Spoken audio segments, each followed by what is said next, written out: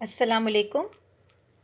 My name is Asya Batul, lecturer at Government Girls Degree College, Larkana. The topic I have chosen for today's lecture is from poetry book. Today I will discuss with you about The Solitary Reaper, a beautiful poem. Is composed by William Wordsworth. William Wordsworth was born on 7 April 1770, died on 23rd April 1850. William Wordsworth is a well known literary figure in the English literature because he brought revolutionary changes in literature which enabled other literary figures and readers to perceive the world differently. He is considered to be the poet of nature as he keeps on eulogizing, praising nature and its elements such as clouds, rain, streams, mountains, valleys, and so on and so forth. In his opinion, nature soothes physical and mental state of humans and nourishes their lives like a mother. According to him, nature gives us physical sensation. When we are close to any object of nature, we are taking physical sensation. He has given doctrine of pantheism. Believing in nature is the divine reflection. Each and every object of nature is God. The poem was inspired by the poet's trip to Scotland in 1803 with his sister Dorothy. He was passing through a valley. Then he came across to a lovely maiden, a young girl free from orthodoxical and notional. She was not only reaping but also singing a song blithely. He was fascinated by the sweet voice of that girl. Her voice vibrated his strings of platonic love for nature. It was his personal experience, giving the impression that the poet did not merely imagine but actually lived the scene. He was mesmerized and enticed to pen down mortal talent to immortal art of literature.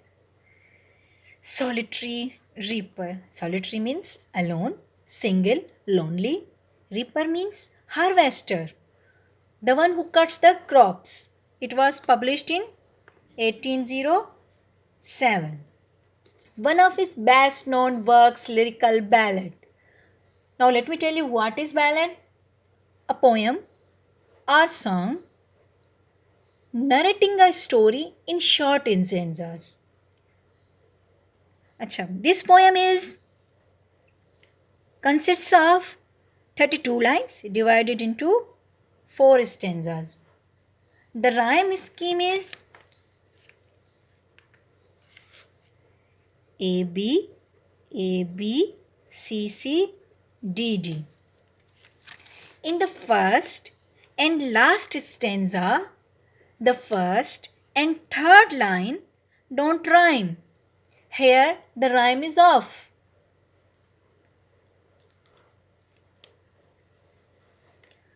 Behold her. See how he opens the poem, how he starts the poem. How he starts the poem. Although we are not physically present there, but yet he wants our full attention. Behold her means look at her, as if we are physically present there. Look at her, single in the field. She is alone in the field. Yon, solitary, highland, lost. Yon is taken from yonder. Yonder means far off, away. There, solitary means alone, lonely. Highland, highland is a name of area. Lost means girl. Highland is a mountainous area of Scotland. Scotland has two parts, highland and lowland. It is a mountainous area of Scotland.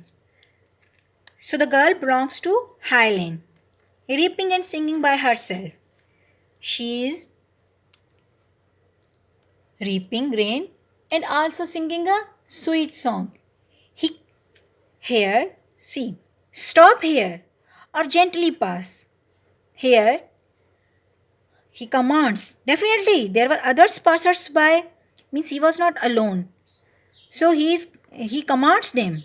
Stop here or gently pass. He commands the passers-by to stop and listen to her song or pass very silently so that she is not disturbed. Alone she cuts and binds the grain. She is doing multitasking. She is cutting and also tying altogether the grain and sings a melancholy strain. Sings means singing. She sings melancholy, sad, gloomy. Strain means song. She is singing a sad song or gloomy song. Oh, listen. Here he gets excited. Oh, listen. For the well profound is overflowing with the sound. Well means valley. Profound means deep. Great is overflowing, brimming with the sound means with the song. Oh, listen.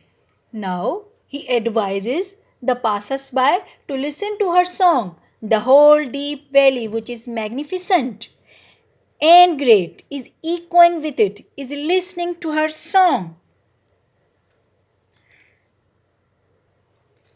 In first stanza, there is a complete description of the scene. Here he emphasizes the solitude of a girl. He issues a warrant for people who are passing by either stay and behold her or go away silently because he does not want them to spoil unravished chastity of her voice. We as humans have destroyed nature for sake of our extravagant desires. No nightingale did ever chant. Chant means sing. No nightingale did ever chant. More welcome notes to weary bands. Very tired bands, caravans of travelers in some shady haunt. Shady means shades, haunt means staying place. Among Arabian saints means among deserts. Here he compares the voice of the girl with the sweet voice of a nightingale. So far, no nightingale has sung a song as melodious as the girl sings. When a group of tired travelers reach a shady place in the Arabian deserts, the nightingale welcomes the tired caravan with its sweet song. But the voice of the singing girl is sweeter than the voice of the nightingale. A voice so thrilling never was heard. Means her voice is so thrilling, so exciting. He never listens that kind of voice. In springtime from the cuckoo bird, breaking the silence of the seas among the farthest Hebrides. Hebrides is the name of area, a mountainous area of Scotland. The voice of a girl is so thrilling and he never listens the voice even from the cuckoo bird who broke the silence of these and far off islands of the Scotland. Here, William Wordsworth is left astonished to hear such a thrilling voice which suffices to encompass heart and mind. He contemplates by drawing an analogy between maiden, nightingale, and cuckoo bird. In his trichotomous comparison, he elevates and places her voice on the top. No nightingale, he dramatizes. That though nightingale's voice is appreciated universally, but it could not soothe or provide some comfort of relaxation to weary bands, to tired caravans in desolated place, as her voice could do. Wordsworth engulfed by her thrilling voice. Then he compares the voice with voice of cuckoo bird, whose voice suffices to break silence of seas, yet her voice is so unique. In third stanza, he has written, will no one tell me what she sings? The poet wonders whether anyone tell him his meaning, the meaning of the song. Why? Because she is singing in her native language. Native language. Gaelic, a Celtic language, is still spoken in the Highland of Scotland. Perhaps the plaintive numbers flow. Plaintive numbers means sad song for old unhappy far off things and battles long ago. He tries to now interpret it. Perhaps she is singing a sad song. Perhaps she is singing about battles which have been fought. Or is it some more humble lay? Humble means some simple, lay means song. Familiar matter of today. Some natural sorrow, loss or pain that has been and maybe again.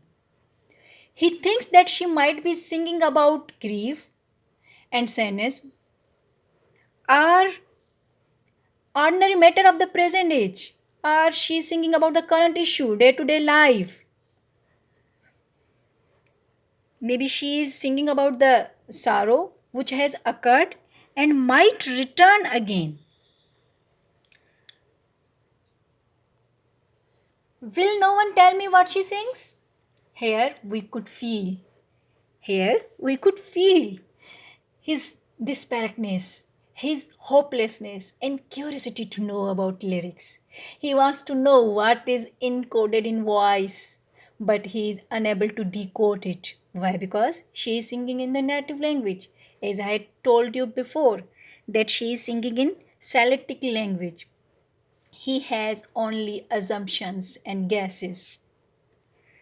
In fourth stanza, whatever the theme the maiden sang, as if her song could have no ending. Whatever the theme, the poet did not know the theme of the song. Irrespective of that, it seemed that the song of the young girl would not come to an end, could have no ending. I saw her singing at her work and over the sickle bending. Sickle is a cutting instrument. And over the sickle bending, I listens motionless and still. The poet listens to her, listened her. Song is standing still and motionless, as if he is daydreaming. He listens enraptured, not moving at all, while she is doing her work. And also she is singing. And as I mounted up the hill, the music in my heart I bore, long after it was no more. Of course, one cannot stand long, he has to go farther. So, as he mounted up the hill, the song struck his heart. The song fades from his hearing, but it remains in his memory. Whatever the theme, here Wordsworth relinquishes, surrenders, as he could not get meaning of her song. He only knows that there is no ending. Her song never ends. In second last line, he bears the music in his heart, which is protected by divine ribs. He never wants to forget aesthetics and profoundest influence of her song. Consequently, he bore, absorbed her voice in his heart. The central of the idea of the poem is beautiful experiences gives lifelong pleasure.